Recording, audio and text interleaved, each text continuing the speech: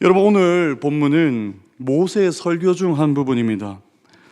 그는 지금 약속의 땅 저 가나안을 앞두고 있는 이스라엘 백성들에게 마지막 권면의 말씀을 정말 진심 어린 그 마음으로 지금 전하려고 하고 있어요. 여러분, 이스라엘 백성들이 어떻게 살았습니까? 약 430년 동안 애굽에서 종살이를 하다가 드디어 하나님의 은혜로 구원을 받아왔고, 그리고 약속하신 가나안 땅으로 들어가게 되었습니다. 자, 드디어 가나안 땅이 눈앞에 있습니다. 이제 강 하나만 건너면 들어갈 수 있습니다. 하나님께서는 그 땅에 들어가기 전에 이제 모세를 통해서 중요한 교훈의 말씀을 전해주시죠. 앞에 구절을 보면 오직 여호와 하나님만을 사랑하라, 그분께서 베푸신 그 구원의 은혜를 날마다 기억하라, 그리고 1세대 그 하나님의 백성들이 실패했던 그 역사들을 기억하며 너희들이 그 부모 세대의 실패를 반복하지 말고 그 가나안 땅에서도 정말 하나님의 정체성을 가지고 주의 백성답게 살아가기를 바라며 설교의 말씀을 전했습니다. 그리고 9절입니다. 또 여호와께서 너희의 조상들에게 맹세하여 그들과 그들의 후손에게 주리라고 하신 땅, 곧 젖과 꿀이 흐르는 땅에서 너희의 날이 장구하리라. 아멘. 여러분, 앞으로 가게 될 그 땅에는 두 가지가 복되게 흘러 넘친다고 말씀합니다. 젖과 꿀이 흐릅니다. 젖과 꿀처럼 풍요롭고 달콤한 땅이 그들에게 기다리고 있다는 것이죠. 그런데 여러분, 정말 이 땅은요, 정말로 그 젖과 꿀이 흐르는 땅이 맞을까요? 지리적으로, 문화적으로 상황을 보면요, 쉽게 네 라고 말할 수 없어요. 왜냐하면 그 땅은 끝없이 펼쳐진 광야로 뒤덮인 땅이기 때문입니다. 하나님이 그들에게 약속하신 그 땅의 3분의 2가 여러분 광야였어요. 광야. 끝없이 펼쳐진 광야로 덮여 있었던 땅이었습니다. 그리고 요단강이 있긴 있었지만 일부의 비옥한 지대가 있었지만 그것은 아주 일부였고 대부분이 사실 거의 불모지였던 겁니다. 거의 사막이었고 먹을 것을 만들어내기가 어렵습니다. 농사를 지을 수 없는 땅이 하나님이 그들에게 가라고 명령하신 약속의 땅이었던 것입니다. 네, 여러분, 하나님이 이스라엘에게 허락하신 그 땅, 어디를 봐도 젖과 꿀이 흘러본 적이 없었던 땅으로 보입니다. 그런데 여러분, 어떻게 젖과 꿀이 흐르는 땅이라고 말씀하고 있는 것일까요? 계속해서 본문을 살펴보겠습니다. 10절입니다. 내가 들어가 차지하려는 그 땅은 네가 나온 그 애굽 땅과 같지 아니하니 거기에서는 너희가 파종한 후에 발로 물대기를 채소밭에 댐과 같이 하였거니와 라고 말씀합니다. 모세는 지금 두 종류의 땅을 비교하면서 설명하고 있어요. 애굽의 땅과 이스라엘 땅을 비교하고 있습니다. 애굽의 땅과 하나님이 약속하신 그 땅을 두 가지를 비교합니다. 먼저 애굽의 땅이 어떠한지를 설명합니다. 보십시오. 애굽의 땅의 특징은 아주 물이 풍부하다는 것입니다. 얼마나 물이 풍부했는지 발로 물만 대면 물이 넘치고 심기만 하면 어떤 채소나 잘 자라났다는 것입니다. 사실 여러분, 그런데 이집트를 보면요, 사막성 기후였기 때문에 1년 내내 거의 비가 오지 않습니다. 그러나 그들에게는 넘치는 뭐가 있었습니까? 무슨 강이 있죠? 나일강. 이 나일강이 있었기 때문에 걱정이 없었어요. 하늘을 쳐다볼 필요가 없었습니다. 비가 안 와도 언제든 내 옆에 나일강이 있으니 걱정할 필요가 없습니다. 기댈 구석이 있기 때문이죠. 그저 내가 이거를 의지해서 노력하고 수고하기만 하면 반드시 이것은 나에게 보상을 받는 그런 복이기 때문에, 그런 애굽 땅이었기 때문에 그들은 계속해서 생명의 젖줄로 나일강을 날마다 생각했던 것입니다. 그래서 하늘을 쳐다보지 않았습니다. 하나님의 존재가 필요하지 않았습니다. 모든 것이 이 강에서 나오기 때문입니다. 그리고 얼마 전까지만 해도 이 땅에 이스라엘 백성들이 있었던 땅이었던 거죠. 너무 오랜 시간 그 땅에 있었고 그 땅의 모든 풍습과 그 삶이 그들의 삶에 익숙해졌습니다. 그 패턴이 습관이 됐습니다. 그런데 모세는 하나님의 백성들이 누릴 땅은 그런 땅이 아니라고 선언하고 있다는 것입니다. 그런 땅이 아니라는 겁니다. 여러분, 출애굽의 의미가 무엇입니까? 헬라어로 엑소도스라고 하는데 엑스와 호도스의 합성으로서 이 뜻이 뭐냐면 길에서 벗어나는 것을 의미합니다. 즉 여러분, 출애굽은 내가 하나님의 은혜를 받아서 구원의 은혜를 풍성하게 누린 것도 맞지만 애굽에서 벗어난다는 의미도 있습니다. 하나님은 그들을 애굽에서 완전히 건져내셔서 완전히 새로운 삶의 방향으로 인도해 내셨다는 것입니다. 이제는 옛 길의 삶이 아니라 새로운 길로 그들의 삶을 인도해 내셨던 것이죠. 그렇습니다. 사랑하는 여러분, 우리가 예수 그리스도를 만나고 그분의 십자가의 대속을 통해서 우리의 죄값을 그 십자가의 피로 사주셨기 때문에 더 이상 여러분, 우리의 삶의 주인은 나도 아니요, 세상도 아니요, 다른 어떤 것도 아니요, 오직 하나님, 오직 생명의 주인 되시는 하나님만이 우리의 삶을 주장하시는 분이라는 사실을 여러분, 날마다 기억하며 살아가시기를 주의 이름으로 축복합니다. 여러분, 그렇게 우리는 옛 자아와 옛 정체성을 잊어버리고 주께서 새롭게 변화시킨 그 새로운 정체성으로 새롭게 나아가는, 새로운 방향으로 나아가는 주님의 백성들입니다. 그리고 하나님은 그렇게 새로운 길로 주의 백성의 삶을 인도해 내셨고, 이전에 있었던 그 애굽의 땅의 실체를 지금 고발하면서 더 이상 이 애굽의 삶을 부러워하지 말라고 말씀합니다. 여러분, 풍부한 나일강이 가져온 결과가 무엇입니까? 그 풍부한 물로 애굽 사람이 만든 문화는 끊임없는 죽음이었습니다. 거대한 피라미드를 그들이 만들어냈고 거대한 우상들을 만들어냈습니다. 많은 신들 앞에 절하고 예배하고 신전들을 쌓아 올리는 우상의 도시였고 죽음의 도시였으며 무덤의 도시들을 그들이 생산해냈습니다. 예, 그 땅이 생명의 땅인 줄 그들이 알아왔지만 그것은 착각이었습니다. 죽음의 땅이었습니다. 많은 것들을 그들의 삶에 주고 있다고 착각했기에 풍요의 땅인 줄 알았는데 그 땅에서는 사망이라고 하는 열매밖에 만들어지지 않았던 것입니다. 여러분, 그렇다면 모세가 추천하는 두 번째 종류의 땅, 가나안 땅, 하나님이 주의 백성들에게 약속하신 그 땅은 어떤 땅입니까? 11절입니다. 너희가 건너가서 차지할 땅은 산과 골짜기가 있어서 하늘에서 내리는 비를 흡수하는 땅이요 라고 말씀합니다. 여러분, 이 땅은 물이 없습니다. 물을 낼 만한 큰 강도 없습니다. 그 대신 산과 골짜기로 뒤덮여 있는 척박한 땅이지요. 결핍과 가난으로 주름 잡힌 땅입니다. 그 자체로는 아무것도 할 수 없는 무능과 빈곤의 땅이었습니다. 스스로 물을 낼 수 없는, 능력 없는 땅이었습니다. 그래서 여러분, 물을 얻을 수 있는 유일한 방법, 그들이 살 수 있는 유일한 방법은 오직 하늘을 쳐다보는 것밖에 없었습니다. 11절을 다시 보십시오. 너희가 건너가서 차지할 그 땅, 애굽의 땅과 달라 하늘에서 내리는 비를 흡수해서 살아간 땅이야 라고 말하고 있다는 것입니다. 여러분, 하나님은 이 땅의 백성들에게 복된 두 가지 시기를 주셨습니다. 첫 번째, 이른 비가 내리는 가을 시기와 늦은 비가 내리는 봄 시기, 이 두 시기입니다. 이 시기에 비가 내려야지만이 그들은 씨를 뿌릴 수 있었고 열매를 맺어서 추수를 할 수 있었던 것입니다. 사랑하는 여러분, 만약 우리가 그런 땅에 살게 되면 무엇을 가장 많이 생각하고 고민할까요? 물이 없습니다. 척박합니다. 비가 언제 올까 하는 그것입니다. 그래서 광야에서 농사 짓는 사람들, 그 약속의 땅에서 머물며 살아가는 하나님의 백성들을 그들이 늘 하는 게 뭐냐면 하늘을 바라보는 것이었습니다. 그리고 하늘을 바라보며 땅에 엎드리는 일이었습니다. 여러분, 그 땅을 사는 사람들은 어쩔 수 없이 땅에 엎드렸습니다. 어쩔 수 없이 땅에 엎드려서 제발 하늘에서 비가 내리기를 원하고 바라며 그들은 간구하며 기도했습니다.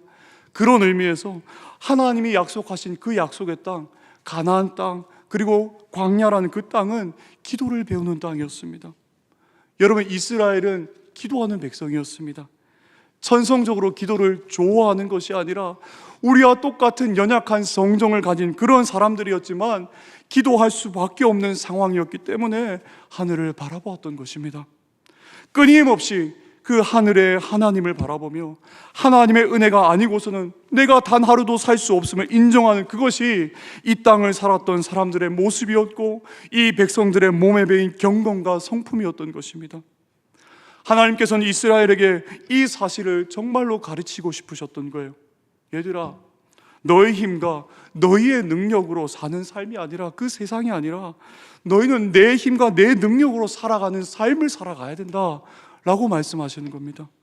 그것을 들려주고 싶었고, 그것을 가르치고 싶었고, 그것을 통해서 다시 한번 실수를 범하지 않기를 하나님이 바라셨던 것입니다. 광야에서 하나님이 복의 근원이라는 사실과 이스라엘은 엎드리는 법을 배웠습니다. 쉼없이 하늘을 바라보고 땅에 엎드리는 그 삶을 살 수밖에 없었습니다. 타는 목마름으로 하나님을 향해 부르짖는 사람들이 하나님의 백성들이었습니다. 그리고 그렇게 그들이 부르짖을 때마다 하나님께서는 그들의 부르짖음에 응답해 주셨습니다. 은혜의 비를 내려주시고 이른 비와 늦은 비로 그 땅을 충분히 적셔 주셨습니다. 그들의 먹을 것을 주시고 돌보시는 은혜를 날마다 그들의 인생 가운데 행하셨던 것입니다. 그래서 여러분, 그들의 삶이 결핍처럼 보였지만 그 땅은 정말로 젖과 꿀이 흐르는 땅이었습니다. 실패의 땅도 아니요, 괴로움의 땅도 아니요, 하나님이 함께 하시는 땅이었습니다. 그리고 12절 한번 보십시오. 내 하나님 여호와께서 돌보아 주시는 땅이라 연초부터 연말까지 내 하나님 여호와의 눈이 항상 그 위에 있느니라. 아멘. 여러분, 우리들의 삶에 결핍이 있습니까? 어려움이 있습니까? 여러분, 광야는요, 우리가 가는 길이 아니라 하나님이 이끄시는 삶입니다. 하나님이 우리의 삶에 허락하시는 삶입니다. 우리를 이끄시는 삶이 광야입니다. 그런데 그 광야 속에서 하나님은 우리를 그렇게 괴롭도록 놔두시는 분이 아닙니다. 홀로 외롭도록 놔두시는 분이 절대 아닙니다. 하나님 그 광야 속에서도 언제나 그분의 불꽃 같은 눈동자로 주의 백성의 삶을 지키시고 그 발걸음 한 걸음 한 걸음을 가장 선한 길로 인도하시는 분이라는 사실을 여러분 날마다 기억하며 살아가시는 주의 백성들 되시기를 주의 이름으로 축복합니다. 여러분, 광야 속에서 걱정하지 마십시오. 낙심하지 마십시오. 연초부터 연말까지 하나님의 눈이 늘 이 땅에 머물고 있기 때문에 이 땅은 복된 땅이었습니다. 성경은 놀랍게도 아무것도 없는 그 결핍된 이 땅을 부족함이 없는 땅이라고 말씀하셨습니다. 신명기 2장 7절입니다. 내 하나님 여호와께서 이 40년 동안을 너와 함께 하셨으므로 내게 부족함이 없었느니라. 아멘. 그 광야의 삶 속에서도 부족함이 없었대요. 결핍으로 그들이 생각했을 때도 부족함이 없었대요.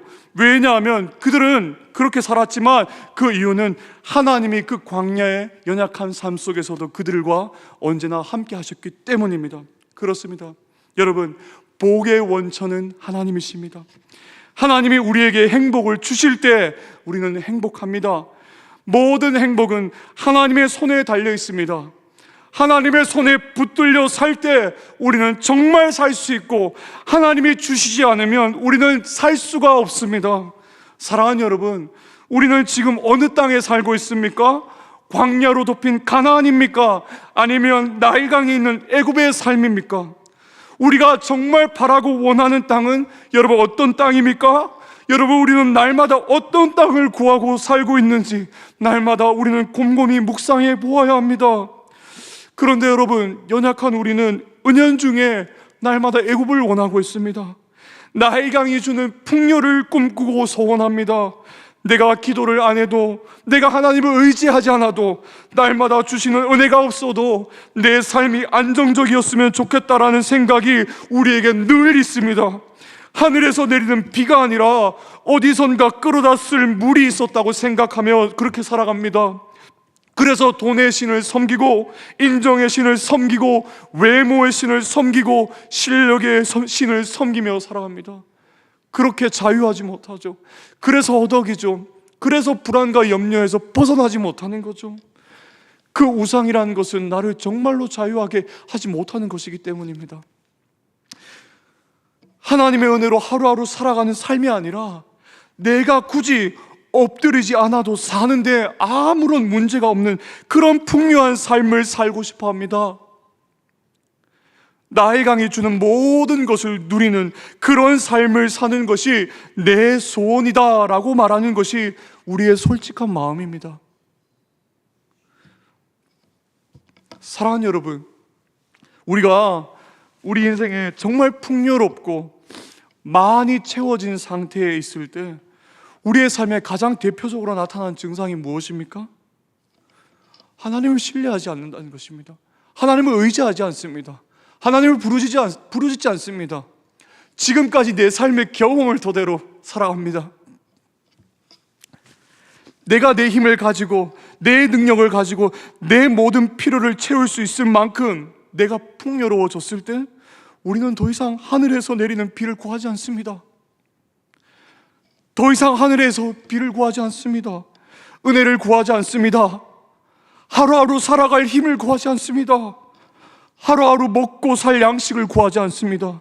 주님의 기도를 잊었습니다. 일용할 양식을 구하지 않습니다.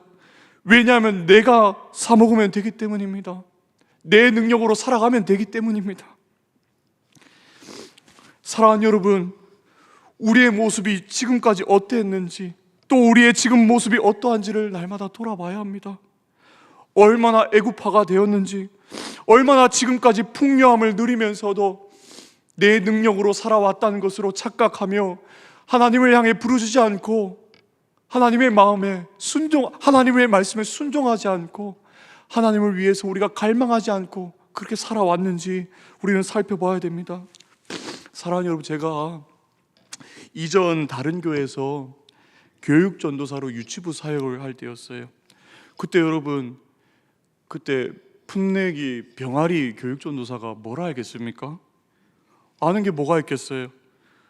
처음 해보는 사역이었고 아무도 아는 사람이 없는 타지였고, 그리고 유치부 선생님들이, 제가 유치부 사역을 했는데 유치부 선생님들이 여집사님으로 약 95%를 차지하고 있었어요.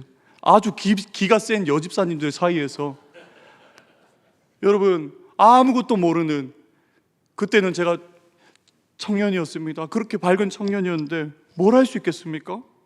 그래서 제가 한 거는요, 맨날 기도했어요. 하나님 도와주십시오. 제가 아무것도 몰라요. 너무 부족합니다. 하나님, 관계는 어떻게 합니까? 전도는 어떻게 합니까? 말씀은 어떻게 전해야 되겠습니까? 선생님들 어떻게 교육해야 됩니까? 성경학교 준비와 그 교육은 어떻게 해야 되죠? 하나님의 행사는 어떻게 해야 됩니까? 헌금에 대해서 어떻게 가르치고 기도에 대해서 어떻게 가르치고 그들에게 정말 바른 삶을 어떻게 가르쳐야 될까요? 라고 기도했습니다. 여러분, 모르는 게 천지니 모든 것을 하나하나 기도하며 의지하며 물어보는 것밖에 없었습니다. 그런데 참 신기하게도 제가 거기에서 2년 딱 사역을 했는데 그 2년 사이에 정말 많은 열매를 맺었던 겁니다. 아이들이 30명 정도 나왔었는데 2년밖에 안 됐는데 약 60명 넘고 한 70명 정도가 됐었어요. 그리고 저는 그 귀한 열매를 보고 이제 교회를 옮기고 성동교회로 왔는데요, 그때 거기 계셨던 집사님이 저에게 전화 오셔서 이렇게 물어보시더라고. 어떻게 부흥했냐고. 그래서 살면서 그런 얘기를 처음 들어봤습니다. 근데 그때 제가 할 수 있는 말이 없었어요. 제가 뭐 기술이 있었던 것도 아니고 능력이 있었던 것도 아니고 뭐 뛰어나게 말씀을 전하는 것도 아니고 뭐 하나 잘하는 게 없었어요. 근데 그때 제가 말했던 그 한마디는 저 기도밖에 없었어요 라고 한마디 했었어요. 그냥 기도했습니다. 그 한마디였습니다. 그리고 그 은혜를 기억하고 교회로 옮겨와서 성동교회에 왔는데 나중에는 그 은혜의 기억이 희미해지면서 어떻게 착각하고 있냐면 내가 잘해서 그 열매 맺었지 라고 착각하고 있더라고요.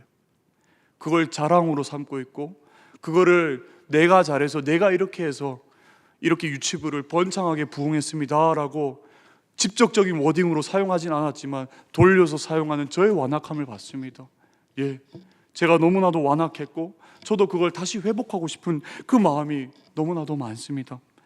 사랑하는 여러분, 시편 23편에 보면 다윗이 이렇게 기도합니다.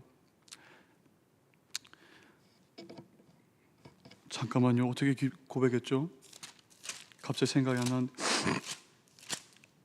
여호와 나의 목자시니 내게 부족함이 없으리로다. 여러분, 다윗이 그 고백을 했을 때가 어디냐면 풍부한 땅이 아니었어요. 아주 척박한 광야였고 너무나도 힘든 그런 광야의 삶 속에서 그는 고백했습니다. 여호와는 나의 목자시니 하나님 저 부족함이 없어요. 왜냐하면 하나님이 내 인생을 이끄시고 하나님 나와 함께 하시고 내 삶을 동행하시기 때문입니다. 이 빈자리를 주께서 채워주실 것을 제가 믿기 때문입니다 라고 기도했던 것입니다. 여러분, 요셉의 삶도 한번 생각해 보십시오. 창세기 보면요, 그의 삶이 형통하대요. 근데 그의 요셉의 삶을 보면요, 죄수였고요, 그리고 종이었어요. 그런데 그런 어려운 순간순간들이 계속해서 그의 삶에 찾아왔지만 성경은 끊임없이 그의 삶을 뭐라고 얘기하냐면 그의 삶이 형통하대요.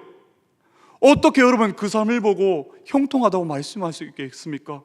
그런데 형통할 수 있었던 유일한 근거가 뭐냐면 그렇게 얘기하고 있어요. 그가 형통할 수 있었던 것은 하나님이 그와 늘 동행했기 때문이다 라고 고백하고 있다는 것입니다. 그렇습니다. 여러분, 우리의 삶의 행복, 그 풍류, 그 넘침, 그 아름다움, 그것은 여러분 세상이 보는 풍류가 아닙니다. 우리의 삶이 결핍이 있을지라도, 부족함이 있을지라도, 뭐 잘난 거 하나 없을지라도 나의 인생에 하나님이 나와 언제나 동행하시고 그 삶을 생명의 주께서 지키시는 삶이라면 그 삶이 정말로 형통한 인생이라는 사실을 여러분 날마다 믿음의 눈으로 생각하시고 바라보며 살아가시는 여러분 주의 백성들 되시기를 주의 이름으로 축복합니다. 그렇습니다. 여러분, 우리가 해야 될 기도가 있습니다. 역대하 7장 14절에 15절에 이렇게 말씀합니다. 내 이름으로 일컫는 내 백성이 그들의 악한 길에서 떠나 스스로 낮추고 기도하여 내 얼굴을 찾으면 내가 하늘에서 듣고 그들의 죄를 사하고 그들의 땅을 고칠지라. 이제 이곳에서 하는 기도에 내가 눈을 들고 귀를 기울이니 라고 말씀합니다. 하나님을 의지하지 않고 살아왔던 그 모든 악한 길에서 내가 떠나고 오직 내 삶의 주인과 내 삶을 확실히 채우시고 인도하시는 분이 하나님이라는 사실을 믿고 회개하고 그의 삶을 돌이켜 나갈 때, 그 기도를 할 때 하나님 그제서야 우리의 기도를 들어주신다는 것입니다. 우리의 삶의 모든 터전의 회복을 위해서 우리는 하나님께 나아가 엎드려 기도해야 됩니다. 이른 비도 내리지 않고 늦은 비도 내리지 않아 더 이상 생명이 자랄 수 없는 이 땅과 우리들의 척박함과 우리의 단단하게 굳어져 있는 그 교만한 그 모든 마음들, 하나님 없이 살 수 있다는 그 교만, 그 모든 것들을 하나님 앞에서 제발 은혜의 비를 내려주십시오 하며 기도해야 합니다. 내 힘과 내 능력으로 끌어올린 물이 존재하지 않음을 인정해야 합니다. 우리의 힘으로 회복될 수 없음을 철저하게 인정해야 됩니다. 제발 하늘을 주께서 여셔서 하늘에서 내리는 그 비로 우리를 채워주십시오 하며 기도해야 됩니다. 우리를 덮어주십시오, 우리를 고쳐주십시오 라고 구하며 나아가는 우리가 되기를 간절히 소망합니다. 여러분, 오늘날 그 비는 무엇입니까? 신약 삶에는 은혜의 단비 성령입니다. 이 성령은 승리하신 그리스도께서 보내시는 영입니다. 승리의 영, 진리의 영, 생명의 영입니다.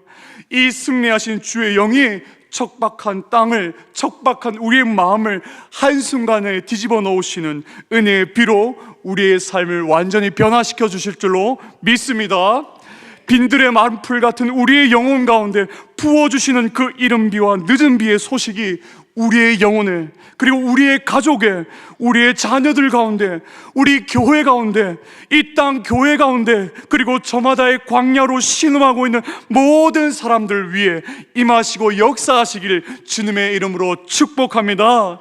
여러분, 그리고 주님 오시는 그날에요, 하늘의 가나안 땅이 우리의 삶에 온전히 임하실 것입니다. 그 땅은요, 슬픔도 눈물도 괴로움도 없는 그 샬롬의 땅일 거예요. 그 땅이 우리 주님 재림하시는 그날에 반드시 우리의 삶에 찾아올 것이니, 여러분, 우리가 세상의 풍요로움에 현혹되지 말고 오직 영원한 생명 되시는 우리의 유일한 소망 되시는 그 하나님을 날마다 갈망하며 그분으로부터 내려주시는 꼴을 통해서 하루하루 복되게 살아가는 우리 온 성동의 공동체 되시기를 주의 이름으로 축복합니다.